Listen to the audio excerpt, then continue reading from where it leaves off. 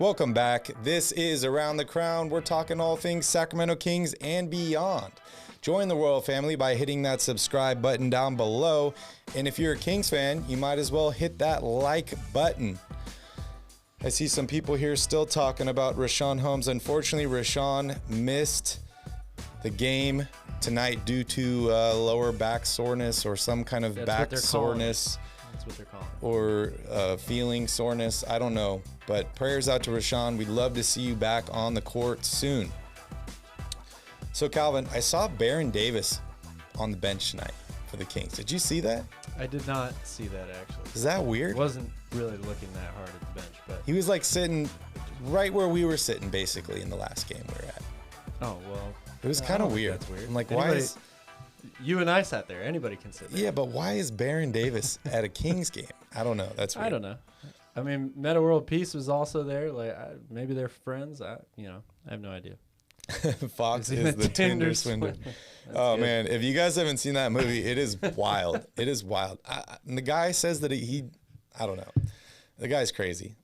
Okay, so first thing of business, Calvin. It is our first live since All-Star Weekend. I want to hear your favorite parts of All-Star Weekend.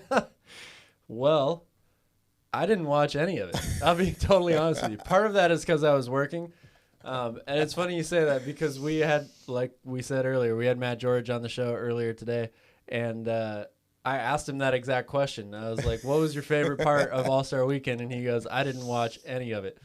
It's hard, man. I have a love-hate relationship with the All-Star game and All-Star Weekend. I grew up such a huge fan of it. I loved to watch the All-Star game. I really loved to watch the dunk contest. I was always enamored with that. This may have been the worst dunk contest of all time. I'm glad I didn't watch it. There. It's definitely up there. And I feel for the guys because, like, first of all, the reason the dunk contest is bad usually is because we don't see the people we want to see in it, right? Like, that's the biggest problem with it is that it used to be such a privilege and an honor and like almost like a rite of passage for you to be one of the better players in the game and be in the dunk contest, right? I mean, Jordan and Vince Carter and Kobe and all these guys, they really made it that kind of thing. But nowadays you get people like Anthony Edwards, who would be probably, one of the better people we could see in it, saying, I'm an in-game dunker. I don't really care about all those tricks and spins in the air and bullshit like that and blah, blah, blah. I don't want to do it. So it's just disappointing. And then the All-Star game itself, anytime Steph Curry has a game like that, it's always cool to watch.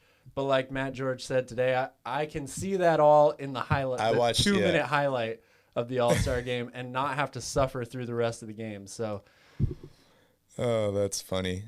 What's up, Matt? Good to see you there. So I basically watched highlights of the All-Star game. In the very end of the All-Star game, I saw LeBron and the turnaround and all that stuff, which is very similar to the turnaround we saw him hit in Staples Center against the Kings. What was that, in December of 2019? A long time ago, or at least it feels like. Feels like it. But hey, celebrity All-Star game. We got to see a Sacramento King out there, Nani. And hey, I have to say, Calvin, Sacramento King, she had 4 points, I think, in that game. Oh, yeah. What was the over-under? I think we were betting on two there. Right? Yeah. However, I was wrong. I thought she was going to hit 3. Did not hit a 3 in the game.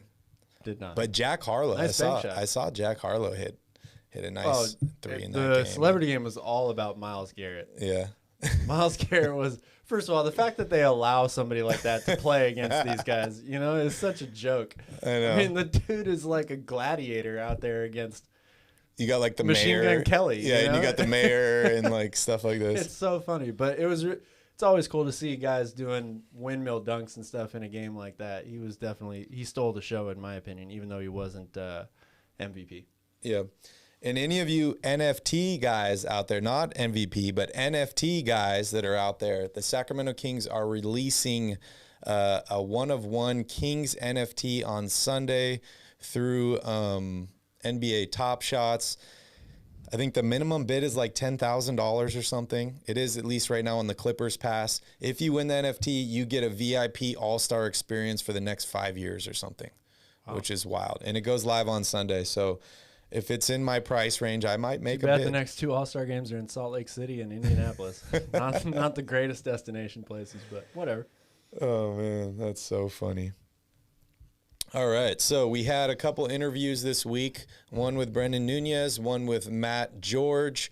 Make sure you guys check both of those out. They are on the channel here. Both are a little over an hour long. We basically tried to ask the experts, because, Calvin and I, we're not experts. We're fans like you, and we have a lot of questions. So we just tried to bombard these experts with all of our questions.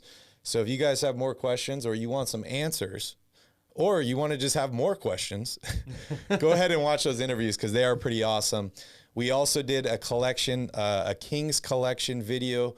You can see we got all the jerseys laid out here on the table. We go through the hats, the jackets. We go through all the autograph memorabilia. So that video is also posted. I would love it if you guys would check it out. I know you'll love it. As Calvin said, it's a great vibe. It's got great music, and Vinny did an awesome job editing that.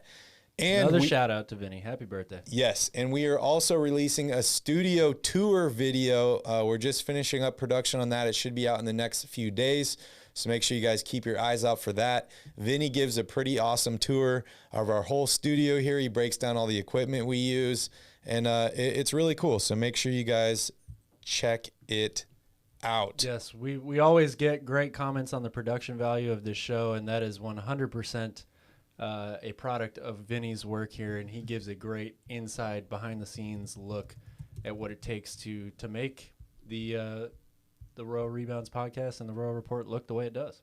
Yes, and he does a wonderful job. All right, Calvin, I want to take a look here at the standings. We're going to do a little playoff play-in coverage here. So sounds so silly to even talk about this. This team is, 17 games under 500? Playoff alert here. Playoff alert. The Kings are just 3 spots back from the 10th spot at a chance to the play-in to win 2 games to make it to the playoffs. That is correct. So you're Portland saying did lose tonight, so there's a chance. You're saying there's a chance, Calvin. There is a chance. It's pretty bunched up here. As you can see, San Antonio and New Orleans are both just 1 win ahead of Sacramento. The Kings play both of those teams in this next week of basketball. Portland did lose tonight. They are 3 wins ahead of Sacramento at 25. They did some trading, but they have some young guys that are really stepping up for them. I know Anthony Simons is playing out of his mind. Played that way all year. He's really come on. I saw a picture today, or it was like a meme of the Blazers, and it was like how it started versus how's it going, and it has Damian Lillard on the ground. And he's being helped up by like C.J. McCollum, Robert Covington, and like a couple of these other guys, and then it goes, how's it going? And it has every single one of them in the picture in another jersey. Yeah. Yeah. It's wild. So Portland is the wild card. They're playing well. Yes, they are a few wins ahead of Sacramento at this point, but it doesn't look like they're really trying to make a push for this. Did they say that Portland was like the longest playoff streak in the Western Conference right now? 8 years in a row. Yeah, that's wild. All right, well, let's take a look here at the next upcoming games for Sacramento. I know this is not healthy as a player to look at these games and say, oh, that's a win there. Oh, that's a win there. So instead, Calvin, I want to go through these, and I want you to say a possible win there. They're all possible wins. I mean, look, this week for the Kings, it's probably, in my opinion, the biggest week of the season for them. Because, first of all, the teams that they're playing, they play New Orleans and San Antonio this week. Those are 2 of the 3 teams that they're going to be fighting for that last play-in spot with. Very important games. If you're going to make the play-in tournament, you've got to have a winning record this week. You absolutely have to. And whether the Kings should make the play-in tournament or try to make the playoffs, or whether they should, try to lose games for a better draft pick, that's a whole nother discussion. But just from a playing standpoint, like you play to win the game standpoint, if you're going to make the play-in tournament, this week is huge for Sacramento. It is. It is. So let's take a look here. Saturday, the Kings are playing the Denver Nuggets in Denver.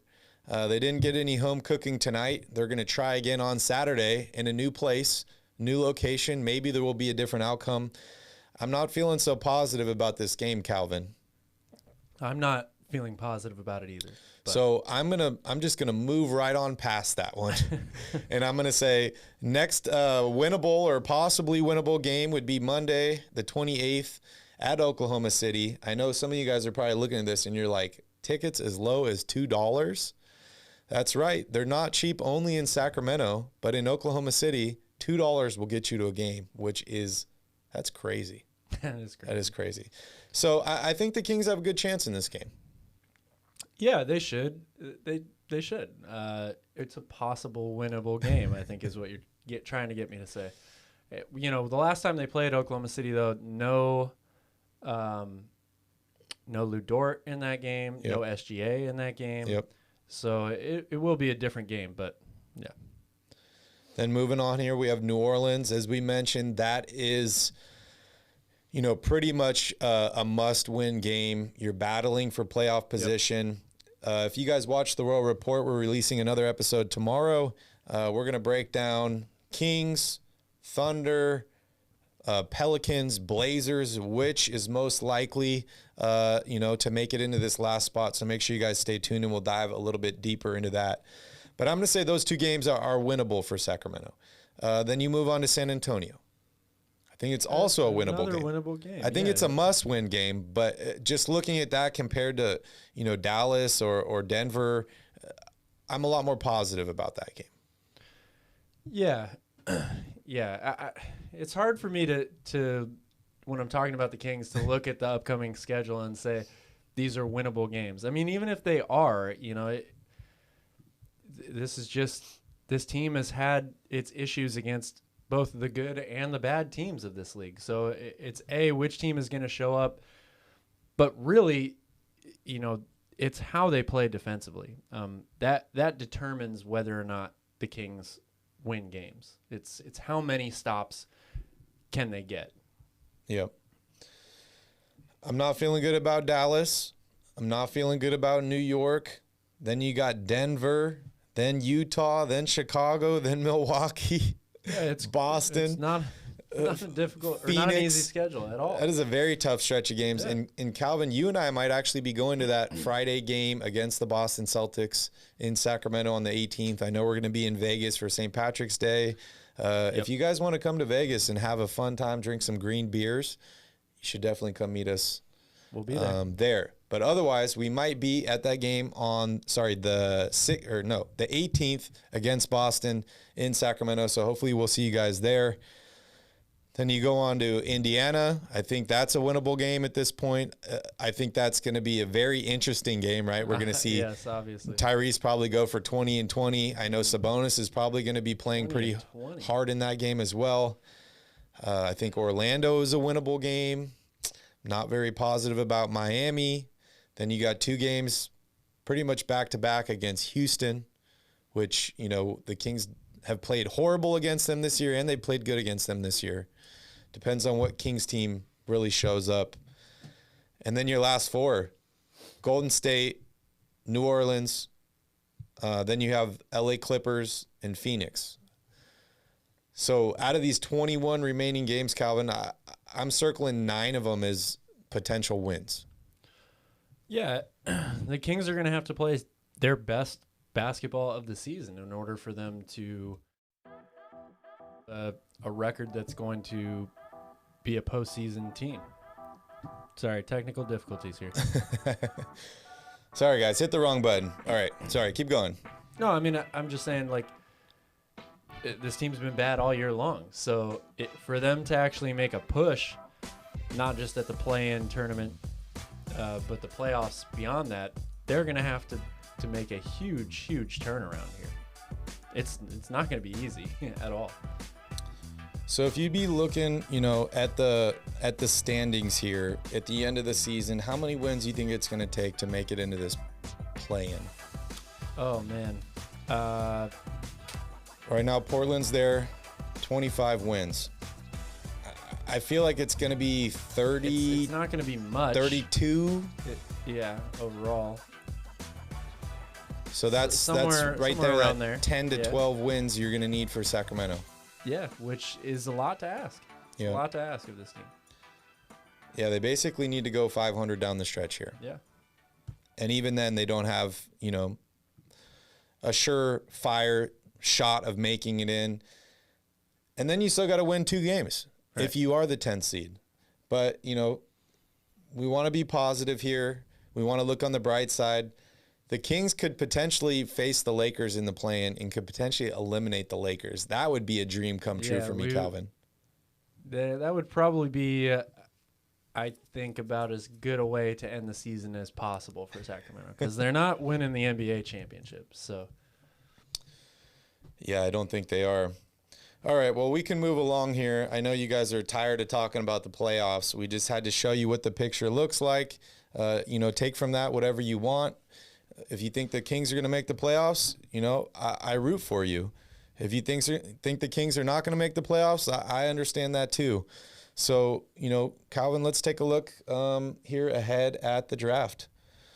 One of my favorite websites here, Tankathon. It's I don't know if you guys have ever used this website before, but I highly recommend it, especially if you're a Kings fan and you're used to losing and you're always looking ahead at the draft. There's a bunch of options here, but you can click on mock draft. You can sim the draft lottery.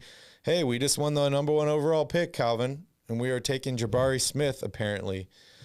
So, I just want to take a look here. Where do you think the Kings are going to land here? And, they could go down 7, 8, all the way up as high as 1. What kind of guys are you targeting here? Well, I'm targeting 3-and-D wings, or if I had an opportunity to draft a Jabari Smith, who could be a really great stretch four with high defensive ceiling potential, obviously that makes a lot of sense. But yeah, for me, it's a 3-and-D wing, and I think they're in the top 10. There are a few of those guys that you could potentially get. Jaden Ivey is somebody that I'm really high on as well.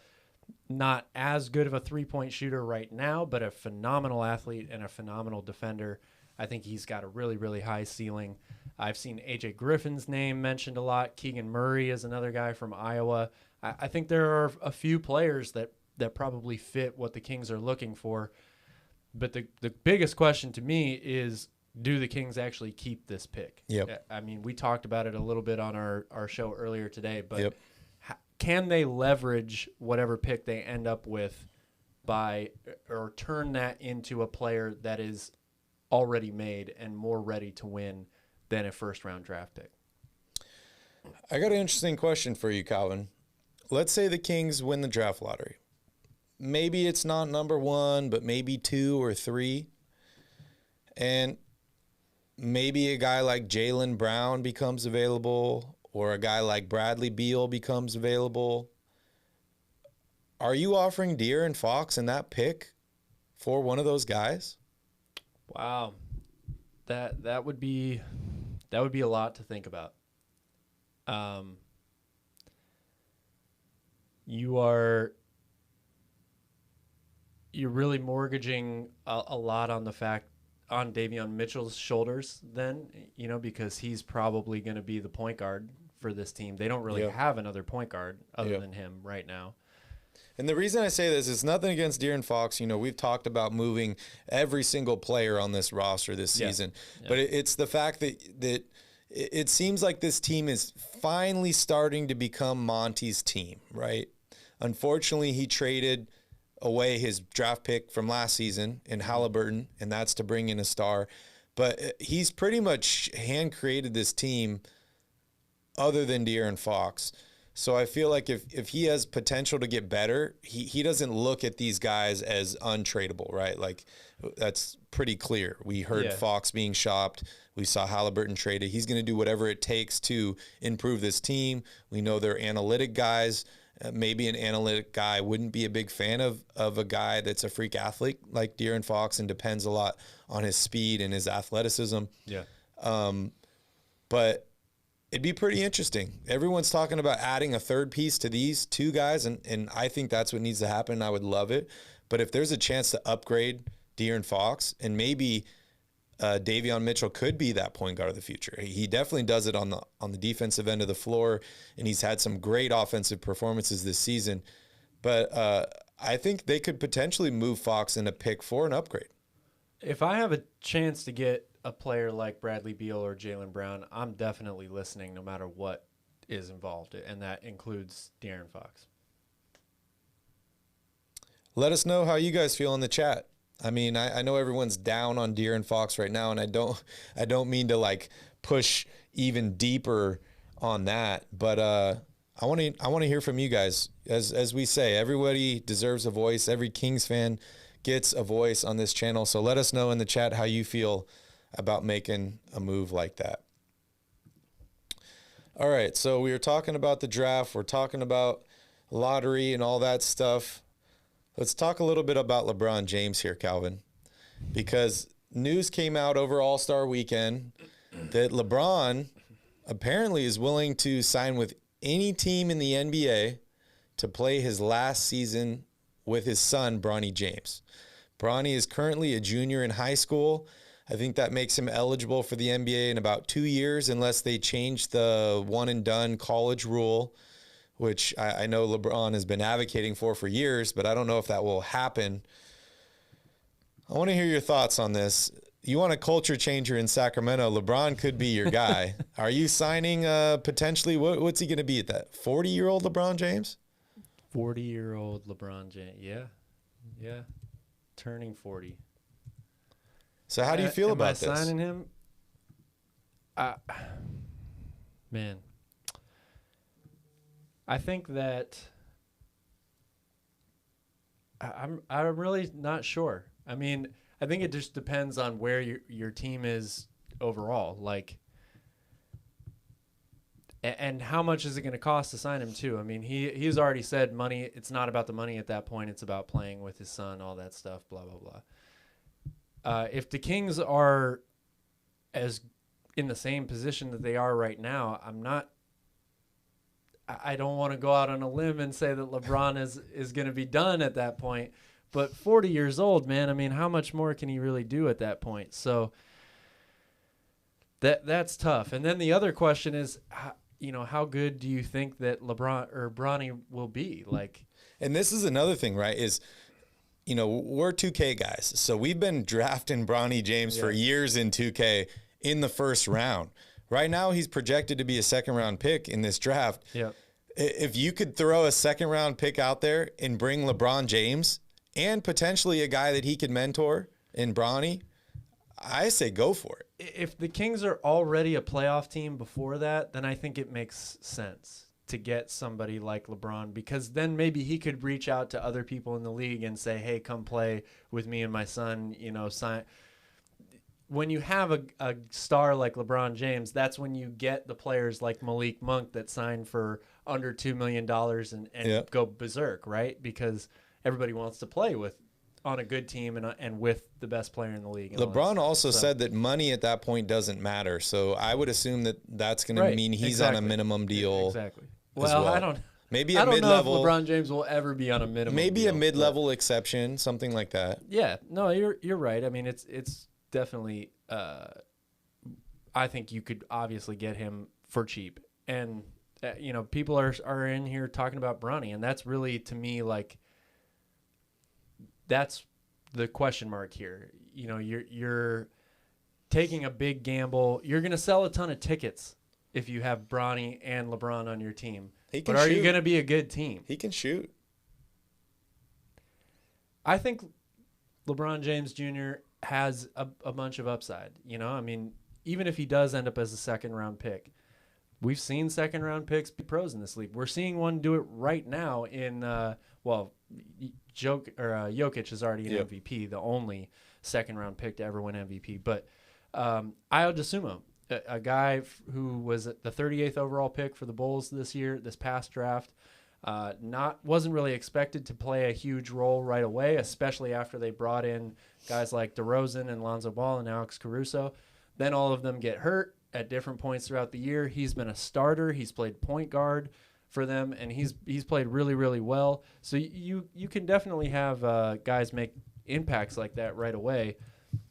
And, Bronny, he's got another year in high school to develop, or another 2 years, I guess, if they don't change that one-and-done rule. So he's still got a lot of chance to get better. But to me, you don't draft you don't draft LeBron James Jr. to get LeBron James and think that those two guys alone are going to change your franchise. A 40-year-old LeBron James and his son are going to turn things around for you. It's about how the rest of the team is and how competitive you are before you get those guys. It's funny, like looking back, I never thought that I would see Vince Carter in a Sacramento Kings jersey, right? Like one of my favorite players of all time. And he ends up on the Kings, and he's like, 40? He's like the oldest player in the league. And then I think he plays, 1 or 2 seasons with Atlanta afterwards. I didn't do it, but part of me was like, I got to buy a Kings jersey that says Vince Carter on it. I really do. I think it could be a same or a very similar situation with LeBron James. I love it from a personal standpoint that the guy's like even able to potentially play on the same team as his son. It reminds me of, the Ken Griffey Jr. thing in baseball. But guys play a lot longer in baseball than they do in the NBA. But it's a second-round pick. I mean, second-round picks to me, if Bronny makes it the first round, I'm happy for him. I mean, there's no guarantee. I'm going to think about that a little bit different. But if it's a second-round pick, I don't care. I'm going to do it. I will straight up draft him with any second-round pick. Second-round picks, to me, are where you take your gambles, right? It's the high risk, high reward. And there's really not a lot of risk if it's in the second round. We've seen some of these guys go in the second round. Isaiah Thomas, the Joker. We've seen many players become great players in the second round. Yeah.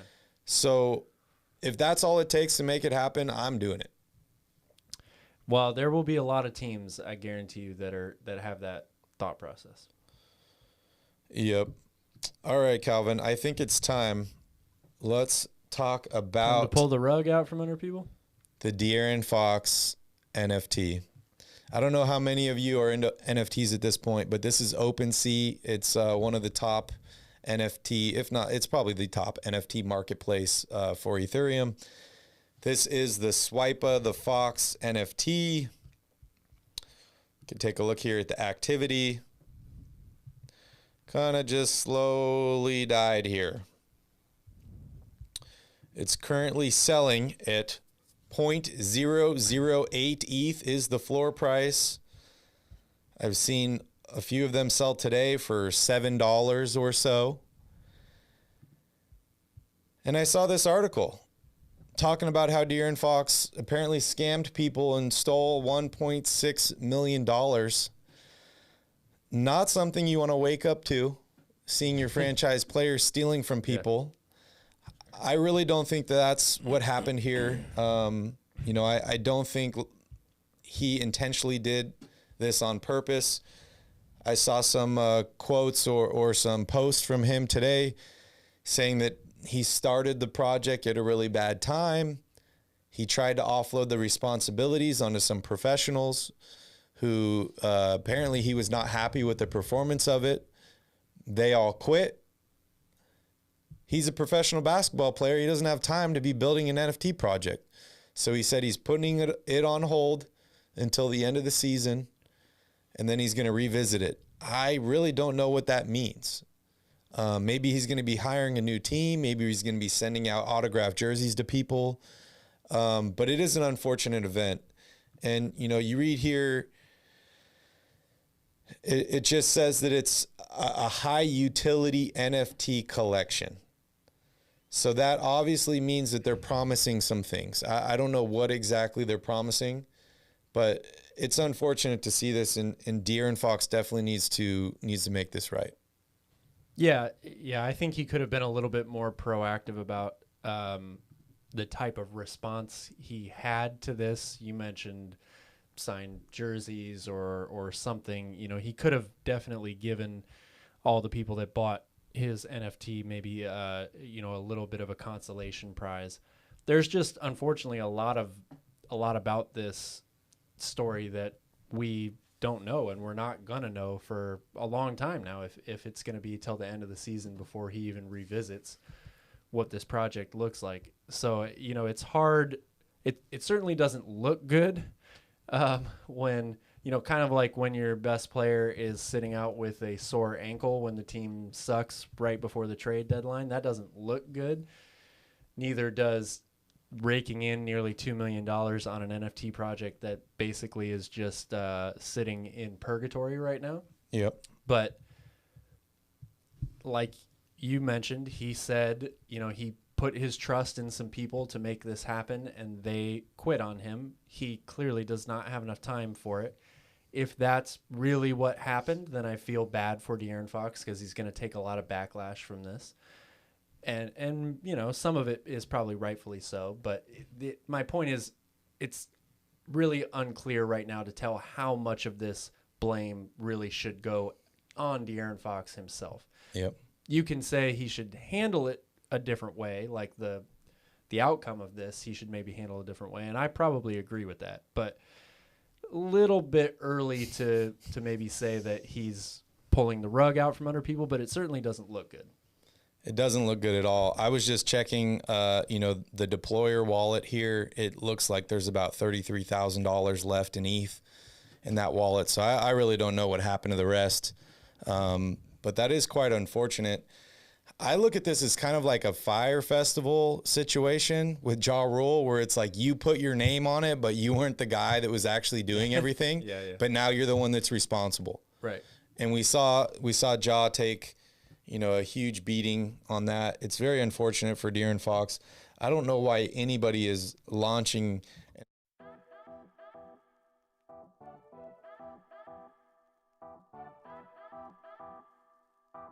Because they should be focusing on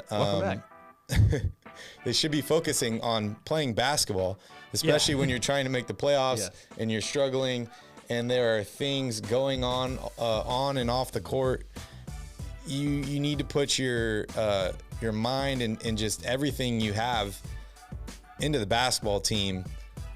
I'm only doing an NFT project if people approach me and they're... Well, and that's what it sounds like. It's according possible. to him, that's what it sounds like happened here. I mean, he was expecting other people to take care of this for him. He just was adding his name to make it more of a brand, and maybe DeAaron Fox isn't the Tinder swindler, but he got swindled himself, Yeah.